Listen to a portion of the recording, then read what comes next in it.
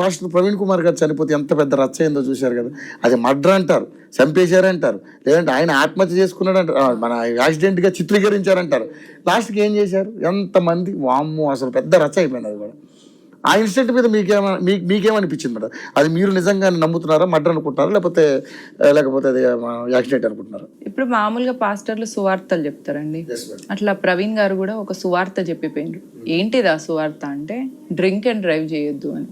Drunk and drive చేస్తే మీకు పెద్దగా జరిగిన డిసడ్వాంటేజ్ ఏమవుతుంది అంటే, ప్రధానమంత్రి సడక్ యోజన కింద మీకు ఇన్సూరెన్స్ రాదు. ఓకే, మీరు డ్రింక్ చేయకుండా మీరు యాక్సిడెంట్ మీద ఎక్కడైనా నేషనల్ హైవే మీద అయితే కేంద్ర ప్రభుత్వము, నరేంద్ర మోదీ ప్రభుత్వం మీకు ఇన్సూరెన్స్ ఇస్తుంది. ఇప్పుడు పాస్టర్ గారు డ్రంక్ అండ్ డ్రైవ్ కేసు అయ్యేసరికి ఇన్సూరెన్స్ వాళ్ళ ఫ్యామిలీకి రాకుండా పోయింది. ఆయనకంటే మస్తు చర్చలు ఉన్నాయి, దశం భాగాలు వస్తాయి, కోట్లు సంపాదిస్తున్నాడు. ఆయన ఫ్యామిలీకి నరేంద్ర మోదీ గారు ఇచ్చే సడక్ యోజన కానీ మామూలు వాళ్ళకి అవసరం. కాబట్టి మామూలు వాళ్ళు ఏం తెలుసుకోవాలి అంటే, రోడ్ల మీద డ్రింక్ చేసి డ్రైవ్ చేయకండి. ఒకవేళ యాక్సిడెంట్ అయితే మీ ఫ్యామిలీకి కొన్ని పైసలు రాకుండా పోతాయి. ఇది కూడా ఒక సువార్త, ఇది కూడా ఒక మెసేజ్. ఆయన చనిపోతే ఒక మెసేజ్ ఇచ్చినట్టే ఒక రకంగా. అది పాస్టర్. ఓకే, వాళ్ళ మిసెస్ కూడా చెప్పారు మేడం, ఆవిడ కూడా అంటే ఆన్లైన్లోకి వచ్చి ఇక ఇక్కడి నుంచి ఆపేయండి, ఆయనది ప్రమాదమే అని ఆమె కూడా ఒక కన్క్లూజన్కి వచ్చే పరిస్థితికి వచ్చింది. ఎందుకంటే ఆయన పేరు చెప్పుకొని ఎదగాలని చూస్తున్నారు చాలా మంది మేడం. అబ్బో, వాళ్ళు కూడా రెచ్చిపోయారు. బిడ్డ అని హెచ్చరించడం జరిగి హిందువులందరూ కోస్తామన్నాడు ఒక పాస్టర్ అయితే. ఉరియమ్మ ఎక్కడ తీసుకుపోతున్నారు ఈ సమాజాన్ని? అది ఏం జరిగిందో తెలుసుకోకుండా, అది మర్డరా లేకపోతే యాక్సిడెంటా తెలుసుకోకుండా పోలీసులు ఇంకా ఎంక్వైరీ చేస్తున్నప్పుడు మీరు ఇలాంటి వ్యాఖ్యలు చేయడం ఏంటి మేడం? ఎంత కండెమ్డ్ ఆఫ్ లా అంటారు అనమాట. కండెమ్డ్ ఆఫ్ కోర్ట్ అంటే మామూలుగా మీరు కోర్టు నుంచి వస్తుంటే ఆడ కండెమ్ట్ చేయొద్దు. అట్లాంటిది వీళ్ళు ఏకంగా పోలీసు వాళ్ళనే రాంగ్ పట్టేస్తున్నారు. ఏదో కొంచెం మళ్ళీ వాళ్ళ చర్చికి కూడా కొంతమంది ఎక్కువ గొర్రెలు వస్తే కొన్ని ఎక్కువ దశం భాగాలు రావడం కోసం కొన్ని పాస్టర్లు అట్లా ఒర్రినాయి. కొండ గొర్రెలు అంటారు, దశమ భాగాలు టార్గెట్ మేడం పక్క. అందులో 100% ముందు మనకు వచ్చే వాక్యం కంటే ముందు దశమ భాగాలే. అదే కదండి, దాని ఒక బిజినెస్ స్ట్రాటజీ. క్రిస్టియానిటీ లేకపోతే ఈ కల్వరి టెంపుల్ సతీష్ కుమార్ ఎవరు, ఇంకా చాలా మంది పేర్లు ఎందుకులే కానీ ఎక్కడ మేడం ఎట్లా వాళ్ళు ఎవరు ఏం అనడానికి లేదు. వాళ్ళ మీద ఒక ఎంక్వైరీ ఉండదు, వాళ్ళ మీద ఒక ఏంటది మన ఇన్కమ్ ట్యాక్స్ రైట్స్ జరగవు. ఏంటి మరి నాకు అర్థం కాదు. వాళ్ళకున్నటువంటి విసులు పట్టినట్టు మరి ఇవన్నీ రావు కాబట్టి మేము ఇలా ఎదగాలనుకుంటున్నారు ఏంటో. మరి మనం కూడా మనిషిని దేవుడి పేరు మీద పాపభీతి లేకుండా అట్లా తయారు చేయడం అంటే, మీరు మతం మార్చి వాళ్ళని ఏం చేస్తున్నారు, ఇంకా అధోగతికి తీసుకుపోతున్నారు. మతం మార్చి హిందువులు ఉన్నారు, ఒక హిందువుని మతం మార్చేస్తాడు. ఫస్ట్ టార్గెట్ క్రిస్టియానిటీ ప్లానింగ్ ఎట్లుంటుందో వినండి. ఫస్ట్ టార్గెట్ ఒక హిందువుని మతం పేరు మీద. చాలా మంచిగా చెప్పండి, చాలా మంది గొర్రెలకి అర్థం కావాలి, కరెక్ట్గా చెప్పండి. ఇప్పుడు వాళ్ళ టార్గెట్ ఎట్లుంటుంది, జాషువా ప్రాజెక్ట్ అని ఒకటి ఉందండి. దాని ఉద్దేశం ఏంటంటే, క్యాథలిక్ క్రిస్టియన్స్ ప్రొటెస్టెంట్ క్రిస్టియన్స్ ఏమనుకున్నారంటే, మనలో మనం లొల్లులు పెట్టుకున్నాడు కాకుండా, మనం ఎక్కడైతే హిందూ దేశం ఉందో అక్కడ ఉన్న హిందువులను మతం మార్చుదాము.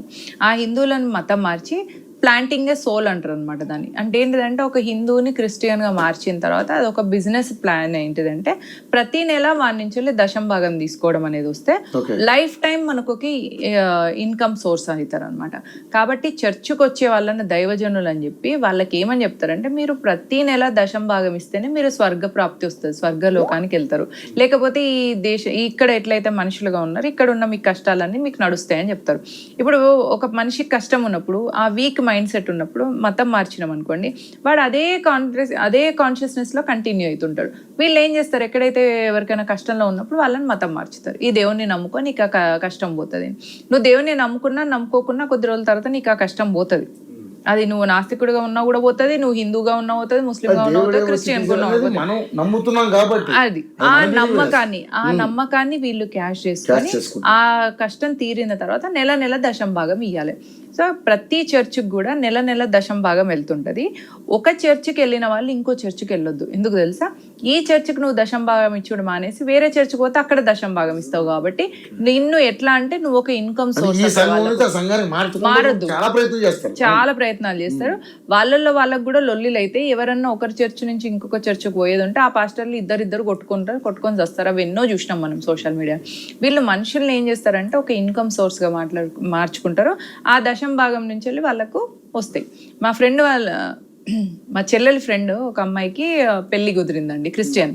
నేను అడిగిన మా చెల్లెని, ఏమే అమ్మాయికి పెళ్లి కుదిరిందంట కదా, ఏం చేస్తాడు ఆ అబ్బాయి అని అడిగితే, వాళ్ళకి 2 చర్చిలు ఉన్నాయట. అంటే 2 షాపులు ఉన్నాయని చెప్తారు ఎవరన్నా, 2 బిజినెస్లు ఉన్నాయని చెప్తారు, ఏదైనా 2 ఏజెన్సీలు ఉన్నాయంటారు, ఏదన్నా అంటారు, 2 చర్చిలు ఉన్నాయని అంటే ఏంటంటే అది కూడా ఒక బిజినెసే. అంటే ఆ చర్చికి 100 మంది వచ్చిందంటే 100 మంది నీకు దశం భాగాలు ఇస్తే ఆ దశం భాగాలతో నువ్వు బతికేస్తావు, అంతే కదా. నీ టార్గెట్ ఏముంటుంది, ఆ వచ్చిన వాళ్ళందరినీ కాపాడుకోవడమే నీ టార్గెట్. అంటే అదొక మనకి ఆంవే ప్రాజెక్ట్లో ఉంటుంది చూసినండి, కింద వాళ్ళని తయారు చేసుకుంటూ వెళ్తున్న కొద్ది పైన వాళ్ళకి డబ్బులు వస్తూ ఉంటాయి చూసిన, ప్రోడక్ట్స్ అమ్ముతున్నా. ఇది ఆ ప్రాసెస్ అనమాట. ఇది ఒక బిజినెస్ స్ట్రాటజీకి మించి ఇంకేం లేదు. అందులో చెప్పేటి అన్నీ కూడా ఫూలిషే ఉంటాయి. ఫస్ట్ థింగ్ నేను చెప్తా చూడండి, క్రిస్టియానిటీని చెక్ చేయడానికి, మీకు మళ్ళీ జన్మ ఉండదా, పునర్జన్మ ఉండదు, పాస్ట్ లైఫ్ ఉండదు. మరి లేనప్పుడు కొందరికి వికలాంగులైన పిల్లలు పుడతారు. మీకు అది వాళ్ళతో ఏదో రుణం లేకుండానైతే పుట్టారు కదా మీకు. ఒకటి. రెండో విషయం, మీరు మీ జీవితం 100% మీరు మీ జీవితంలో ఒక వ్యక్తిని ఇష్టపడి ఉంటారు, ఆ వ్యక్తిని కాకుండా ఇంకో వ్యక్తిని మీరు పెళ్లి చేసుకొని ఉంటారు. ఎందుకు? ఆ వ్యక్తితో మీకు రుణం ఉంది కాబట్టి మీరు చేసుకుంటారు. ఇప్పుడు మీరు మీ జీవితంలో మీరు నెల నెల సంపాదించే డబ్బు మీ భార్య మీ పిల్లల పేరు మీద ఉన్నది కాబట్టి మీరు సంపాదిస్తున్నారు వాళ్ళ కోసం. మీరు మరి వేరే ఆమెను ఎందుకు పెళ్లి చేసుకోలేదు? ఎందుకంటే ఆమెకు బాకీ లేదు, ఈమెకు బాకీ ఉంది కాబట్టి ఈమెను చేసుకొని ఈమె పిల్లలకు మీరు సంపాదించి పెట్టాల్సి వస్తుంది. ఇదే దీన్ని రుణానుబంధం అంటారు. ఈ రుణానుబంధం అకార్డింగ్ గా మనం పని చేసుకుంటాము, అంతే తప్ప పాస్ట్ లైఫ్ లేదు, ఫ్యూచర్ లైఫ్, ఒకటే జన్మ, ఒకటే దేవుడు, ఒకటే పుస్తకం అని అంటే ఎంత బక్వాస్ నాలెడ్జో చూడండి. ఈ 2 ఈ ఎడారి మతాలు అంటేనే నాకు ఫూలిష్గా అనిపిస్తాయి. అందులో ఉన్న వాళ్ళందరినీ ఏం చేస్తారంటే కొత్త నాలెడ్జ్ నేర్చుకోకుండా ప్రశ్నించడం అనేది నేర్చుకుంటా అల్లదల్లనే కప్పుకుంటూ కాపాడుకుంటారు. గొర్రెలు, అందుకనే వాళ్ళు గొర్రెలు అని చెప్పుకుంటాం, మేము గొర్రెలు అని అనుకుంటారు వాళ్ళు.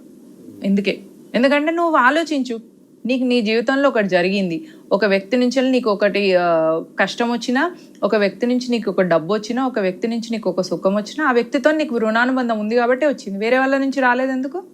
ఎందుకంటే అందుకే.